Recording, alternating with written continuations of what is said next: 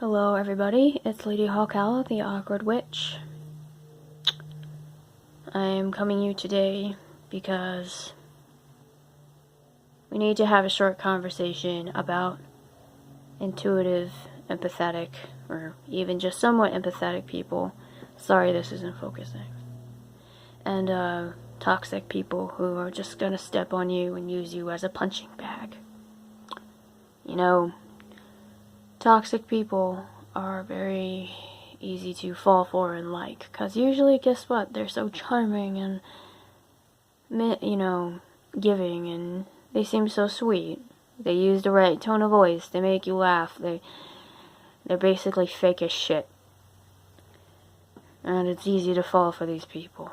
That's why they have so many gaggles of people around them, and they tend to flirt with a lot of people, they tend to be all over the place. I don't want you getting sucked in by toxicity, because guess what? It drains the crap out of you. The more you let it in, the more it's like acid. It just kind of eats away at your soul. And these people, they know what they're doing. I wish I could get this shit to focus. And the light's like really bright. Anyway. I think the most important way to spot a toxic person, because there's really no way you're going to spot them in the first place unless your intuition is incredibly high, which mine is okay, but it usually comes after the fact. This is annoying me. Sorry, this, lack of being able to focus is annoying me.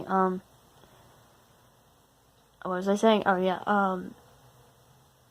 it's almost impossible to spot them at first, so just pay attention to the person and watch their behavior. If you two grow close, and I think this is really important, if you two grow close or start getting involved, relationship, whatever, or some kind of fling, really, watch their behavior. If something goes wrong between you two, if they forget something, or they don't speak up and you act mad at them about it, if they care, if that person cares, they will ask you why and try to fix it. There's really no other excuse for that. They might have issues, they might have problems, but, people with issues and problems, depression, anxiety, and other mental problems, they try. The reason that there's successful ones out there is because they damn try. This person may have issues or claim to have issues, and they don't even seem to be trying. There's effort that goes into a relationship or a close bond. If they're not putting in any, or they're putting in very little effort, and just making you do all the work, that's a sign that they are toxic and probably using other people and lying to you behind your back. I think, hang on a second. Okay. I think one of the biggest signs of a toxic person is pretty simple to spot. It's when something goes wrong between you two. You have a little bit of a problem. They say, don't talk to you for a few weeks or forget to meet up with you. And you act mad about it. And they act all shocked for some reason. And instead of asking what's wrong or trying to fix it, they try to make up for it. They pretty much flip you off. They tell you you can go fuck off. And they ignore you.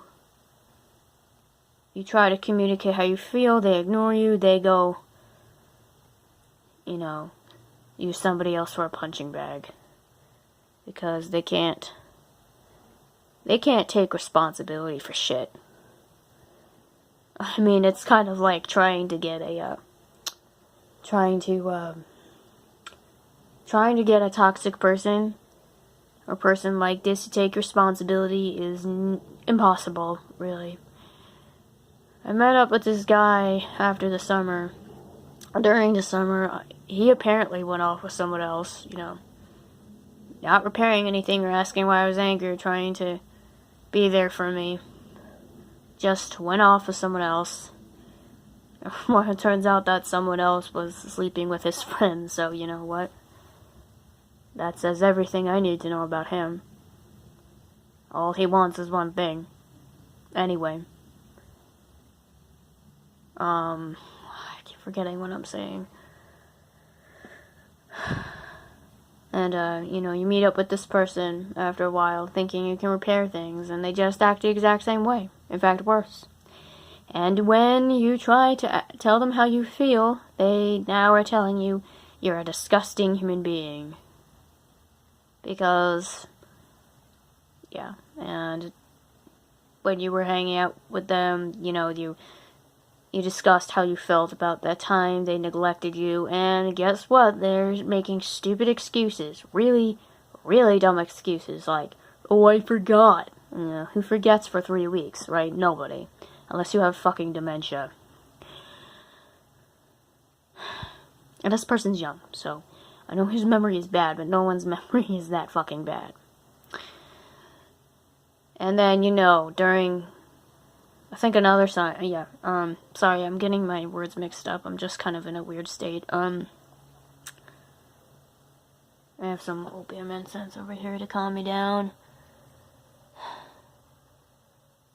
Yeah, so anyway, you can't help feeling like they're using you as a punching bag, they're belittling you. You also find yourself, while they're not apologizing, you also find yourself feeling guilty and feeling like you have to apologize for not really doing anything all the time. They never take responsibility. They will always blame it on you. They will always neglect you. They will always forget about you.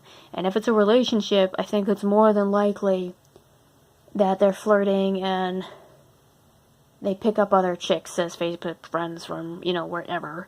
Because this guy was flirting with somebody very openly on Facebook while he forgot to see me. Yeah, bullshit. And later on, he was like, oh, I had so many issues and blah, blah, blah. And I'm doing back in I still didn't believe him. How the fuck am I supposed to believe that? And he has like 5 other chicks he flirts with on Facebook, and he expects me not to know about it. Are you fucking kidding me? Anyway. I wish I never... You wind up with feeling like you wish you never met them. Because they're a form of psychic vampire, really. I think they're the worst kind of psychic vampire. They manipulate you and emotionally abuse you just to make sure they get their way all the time, no matter what it takes. And they make you feel like shit all the time. Even when you're with them, you still feel crappy. You feel like they suck the life out of you. I suggest, when your instincts tell you there's something wrong, or you feel like a person is using you like this, get out of the, the bond, get out of the friendship, relationship, whatever it is, because you will feel like somebody is sucking your blood. So, yeah. And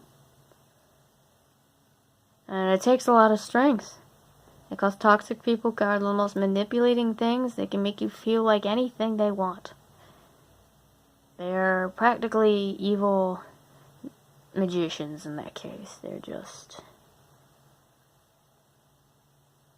Yeah.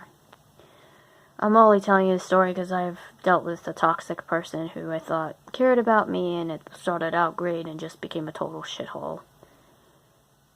And he told me he had problems, and again, if this person has mental problems, I understand. I know what it's like to be anxious. And not really want to make plans with people or hang out because you just feel socially weird and you don't feel right. I understand these things, but 3 weeks... If it's practically a month, there's something else going on.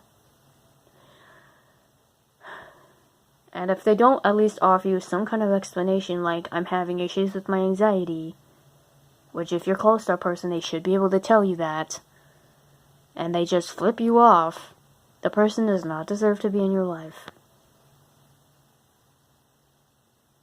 I guess that's all I want to say. I lit some candles here. I can't see them very well. I'm using my phone, so this lighting isn't really picking up. But I put a pink candle in the middle for some self-love. At the end of the day, no matter how much you try to help somebody else, loving yourself comes first. Because if you can't love yourself, you'll let yourself get abused. You'll let yourself be someone's punching bag. And you can't do that to yourself. You can't, let someone, when you want to tell them how you feel about a situation, you can't let them call you a disgusting human being, as I have been called, for no reason other than I try to mend a situation. I'm always trying to mend shit. You find yourself always trying to mend shit. Always trying to fix things. And they're not going to fix anything. They're just going to let you do all the work. I guess that's all I have to say for now. I guess I just wanted to get it out. Because I had made a video about this particular toxic person. But I was just kind of rambling about my story. But I wanted people to know how to spot them and to avoid them at all costs. I think it's a big deal. It's important to not let them in your life. And if you find someone who actually treats you well, with respect, like I did over the summer, when he went off with his slut, and I hate to use that word, but that's basically what this guy was only interested in. No matter what he said, he went off with his person, and I started hanging out with someone who was sweet and gentle and kind and giving and just put a lot of effort into making me happy. And he had to go away to school, so we're talking, but we're not really, like, in a serious relationship right now, anyway. Right, well, I wish I had him back. I wish he's a good model for me, now to either find someone like that or start again with him later if that's ever gonna happen. But he is somebody I look up to. That's somebody I strive for. He's a goal for my future relationships. Somebody like him. Somebody like this other person who I've been ranting about, absolutely not. I will never, ever again. It's just made me so depressed and so drained. And so full of negativity and pain. And I can't stand it anymore. Alright, well, I gotta go do some work. We're going to the beach soon. So that should make me feel better. I'm going with my dad to the beach. So, I shall see you all, hopefully soon. And, merry part.